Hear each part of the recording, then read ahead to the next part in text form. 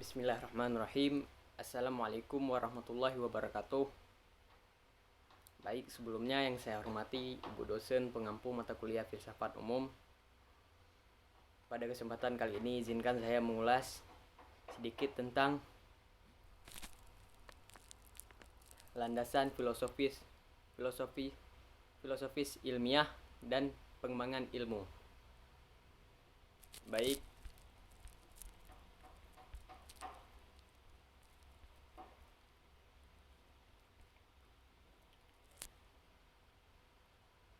sebagai manusia, kita punya satu hal yang membedakan kita dari makhluk lainnya, yaitu rasa ingin tahu. Dari kecil kita sudah bertanya, apa itu langit? Mengapa hujan turun? Bagaimana cara kerja tubuh kita? Pertanyaan-pertanyaan ini kemudian dikembangkan menjadi upaya sistematis dalam mencari jawaban, yang akhirnya melahirkan dua pendekatan utama dalam memahami dunia, yaitu filsafat dan ilmu pengetahuan. Filsafat secara sederhana bisa diartikan sebagai cinta akan kebijaksanaan. Ia adalah cara berpikir mendalam dan reflektif terhadap realitas, eksistensi, dan kebenaran. Sedangkan ilmu pengetahuan adalah hasil dari proses berpikir sistematis dan metodologis untuk memahami fenomena yang terjadi di sekitar kita. Yang menarik antara filsafat dan ilmu pengetahuan ini tidak berjalan sendiri-sendiri, melainkan saling berkaitan erat. Salah satu jembatan penghubungnya adalah apa yang kita sebut sebagai filsafat ilmiah. Filsafat ilmiah adalah cabang filsafat yang secara khusus membahas dasar, struktur, dan metode dari ilmu pengetahuan. Tujuan utamanya adalah untuk memahami bagaimana ilmu itu dibangun, apa saja syarat-syaratnya, dan kapan sebuah klaim ilmiah bisa dianggap valid. Beberapa hal utama dalam filsafat ilmiah antara lain: mengkaji metodologi ilmiah, menilai keabsahan argumen dan bukti ilmiah, memahami sifat kebenaran ilmiah yang bersifat sementara dan bisa berubah jika ada data yang baru. Jadi, filsafat ilmiah membantu kita untuk menyadari bahwa ilmu pengetahuan bukan sekedar kumpulan fakta, tapi merupakan hasil dari proses berpikir yang kritis, logis, dan bisa diuji. Agar kita paham hanya definisinya, mari kita telaah 3 landasan utama dari filsafat ilmiah. Yang pertama, epistemologi, ontologi, dan logika. Epistemologi atau teori pengetahuan. Epistemologi membahas dari mana pengetahuan berasal, apa yang membuat sebuah pertanyaan bisa dianggap sebagai pengetahuan, bagaimana kita bisa tahu sesuatu itu benar. Dalam ilmu, pengetahuan baru dianggap valid jika bisa diuji secara empiris dan sistematis. Oleh karena itu, epistemologi menjadi dasar yang menjelaskan kenapa metode ilmiah itu penting. Yang kedua, ontologi, hakikat keberadaan.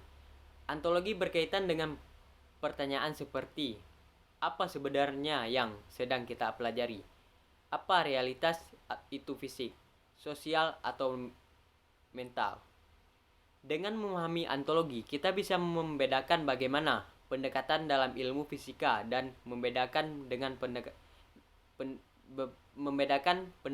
pendekatan dalam ilmu sosiologi atau psikologi. Setiap objek kajian punya realitas dan sifat yang unik. Yang ketiga, logika, alat berpikir. Logika adalah alat untuk berpikir runtut dan konsisten. Dalam sains, logika digunakan untuk membangun hipotesis, menyusun argumen, dan menarik kesimpulan. Ada 2 pendekatan utama dalam logika, yaitu yang pertama deduktif, dari umum ke khusus, dan yang kedua adalah induktif, dari khusus ke umum. Tanpa logika, proses berpikir ilmiah bisa menjadi tidak valid dalam dan sulit dipertanggungjawabkan.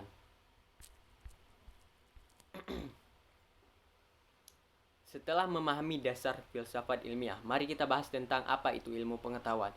Ilmu pengetahuan adalah pengetahuan yang diperoleh melalui metode ilmiah. Tujuannya adalah untuk menjelaskan fenomena secara objektif, terstruktur, dan bisa diuji ulang.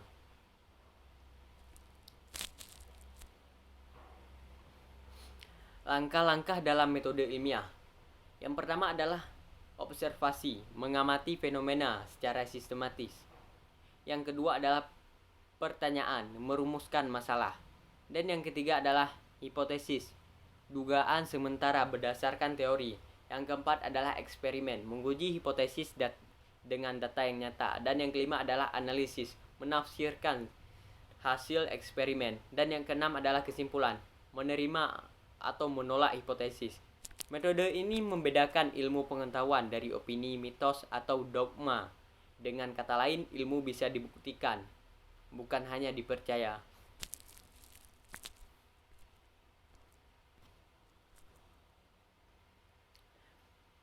Perjalanan panjang ilmu pengetahuan tidak bisa dilepaskan dari konteks sejarah dan filosofi.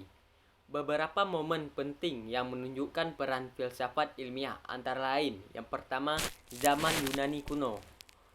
Tokoh seperti Plato dan Aristoteles meletakkan dasar pemikiran logis dan sistematis, meskipun belum sepenuhnya ilmiah seperti sekarang. Dan yang kedua adalah revolusi ilmiah. Tokoh seperti Galileo dan Newton mengubah cara kita memahami alam dengan eksperimen dan matematika. Inilah awal dari dominasi metode ilmiah. Dan yang ketiga adalah kontemporer. Filsuf seperti Karl Popper memperkenalkan konsep falsifikabilitas yang menjadikan tolak ukur apakah suatu teori layak disebut ilmiah atau tidak. Teori yang tidak bisa diuji atau dibantah bukanlah teori ilmiah. Walaupun sangat berguna, ilmu pengetahuan tetap menghadapi beberapa tantangan filosofis, antara lain masalah demarkasi. Bagaimana membedakan antara ilmu dan pseudo atau science? Contohnya, antrologi terlihat ilmiah tapi tidak memenuhi metode ilmiah. Dan yang kedua adalah bias ilmuwan. Ilmuwan juga manusia, bisa punya bias, konflik kepentingan atau bahkan kesalahan. Disinilah pentingnya etika ilmiah. Dan yang ketiga adalah ketergantungan pada teknologi. Ilmu saat ini sangat tergantung pada alat dan teknologi. Tapi filsafat ilmiah mengingatkan, teknologi hanyalah alat, bukan jaminan kebenaran. Kita sekarang hidup di era digital, di mana informasi sangat melimpah. Hoax, manipulasi data, bahkan AI bisa menghasilkan konten yang terlihat benar, tapi sebenarnya salah. Disinilah pentingnya filsafat ilmiah.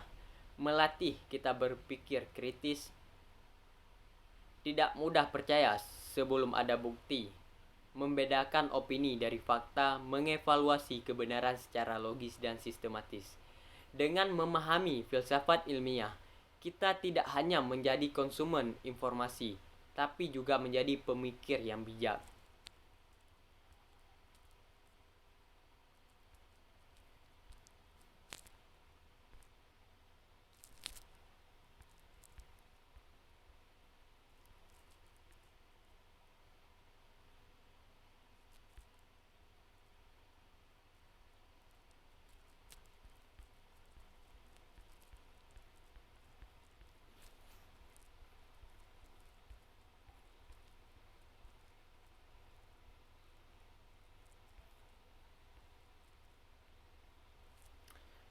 Bahkan di negara kita sendiri, di Indonesia, ilmu pengetahuan dijamin secara hukum. Beberapa landasan yuridisnya diantaranya yaitu Undang-Undang Dasar 1945 Pasal 31 Ayat 5. Negara memajukan ilmu pengetahuan dan teknologi dengan menjunjung tinggi nilai-nilai agama dan persatuan bangsa. Dan Undang-Undang Dasar Nomor 12 Tahun 2012 tentang pendidikan tinggi menekankan pentingnya penelitian dan pengembangan iptek.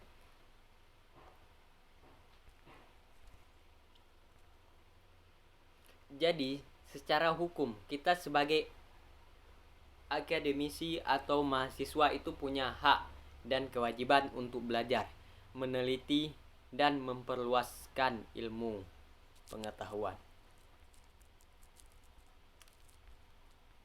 Baik, dari ulasan tadi kita dapat menarik kesimpulan yaitu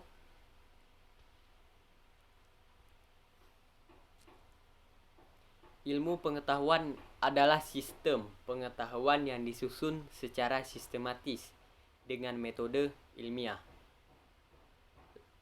Landasan ilmiah mencakup aspek ontologis, apa yang dipelajari, epistemologis, bagaimana ilmunya diperoleh, dan aksiologis, untuk apa ilmu digunakan. Ilmu juga punya dasar filosofis dan yuridis yang mendukung keberlangsungannya. Fungsi ilmu adalah untuk memahami, memprediksi, dan mengendalikan realitas demi kesejahteraan manusia. Kita harus bersikap kritis dan etis dalam menggunakan dan mengembangkan ilmu pengetahuan. Baik, hanya ini yang dapat saya paparkan atau saya ulaskan pada kesempatan kali ini. Apabila ada kata-kata kekurangan atau kesalahan dalam pemaparan, saya mohon maaf. Wabillahi taufiq wa hidayah. Wassalamualaikum warahmatullahi wabarakatuh.